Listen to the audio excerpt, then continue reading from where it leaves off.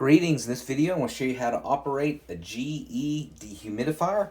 It's pretty straightforward and easy to do, and it doesn't matter what model that you have.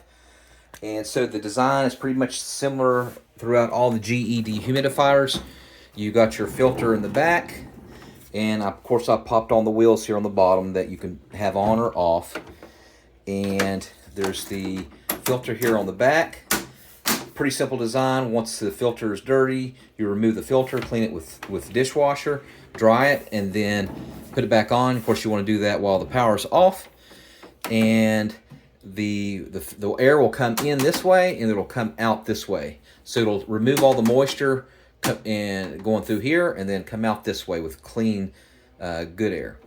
All right, so the power button is pretty self-explanatory. You can have it on 4 speeds, high, medium, low, or smart. Smart dry basically will engage with the humidity what you have it set to keep it there, but I usually just have it on medium or low.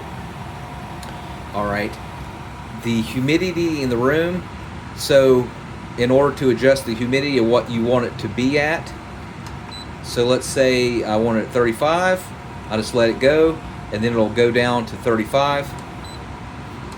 If I go up, it can go up to basically 80. You want your room to be between 30 and 50. That's the ideal humidity. That's basically percentage of water that's in your room. If it goes over 60%, that will promote mold, and you don't want that. If it goes lower than 20%, it will make the air so dry that it'll dry your skin, and you'll notice a big difference with your skin starting to flake and all that. You don't want that. So that's why you want to set it to a certain, anywhere between 30 and 50. Now, if I keep going low, let's say go all the way down to where it says non-stop. Non-stop means that it will just completely go 24/7, and it'll maximize as much moisture as humanly possible to take out. That's if you have a really damp room and you just want it to keep working. As you can see here, I have a situation where I have a leak, and so I have it non-stop. FYI, when you have a dehumidifier and you're not used to it, expect your electric bill to go up from whatever it is, from $20 to $50 more per month. They are not cheap to operate, especially if it's 24/7. So that's why you want to pick and choose when you have it on and off. Just expect your bill to go up. All right. So we showed you how to do the humidity. Now the filter is pretty self-explanatory. It will run for 250 hours before the filter light comes on. It doesn't necessarily come on just because your filter is dirty. You might want to change your filter more than once every 250 hours. But after 250 hours, this light will come on. And then what you do is you change out your filter, and I'll show you in a second how to do that. And then once you change your filter, you clean it, you make sure it's dry, and then you put it back in, turn it back on, and then once it's on, you will hold down the filter button for 3 to 5 seconds. That should reset it. All right, delay button. This is to allow you to pause it for 1 to a few hours to start turning it on when you're ready. So now, let's say it's off now. I'm not ready for it to turn on for another 3 hours. All right, and so in order to do that, while it's off, I hold down the delay button. All right, it's on, and then I change the hours.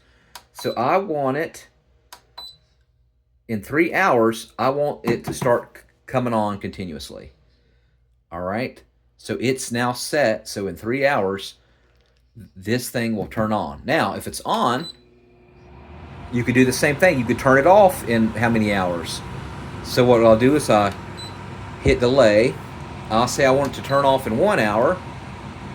Okay, and so in 1 hour, it will completely turn off until I'm ready, until I touch it again. All right, now to change the filter, you want to make sure it's powered off. You can unplug it, which is not a bad idea. Remove the filter. Okay, this is pretty much a simple design, and the only thing you could do is you can vacuum it. Just get a vacuum cleaner and vacuum it, and then get some warm dishwashing detergent, wash it out really good, and then make sure it's fully dry. and then put it back in. All right. And then turn it back on. And then if the filter light's on again, you just hold the filter light down for 3 to 5 seconds, and that will reset the filter for another 250 hours. All right. Now to change the water, it will fill up completely, depending on how many pints you have in your dehumidifier.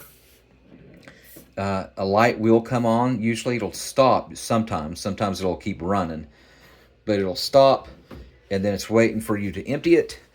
And I do have a lot of water in mine, so the only thing you have to do is reach out here. There's 2 handles here, and you can see all the water here. All right, like that.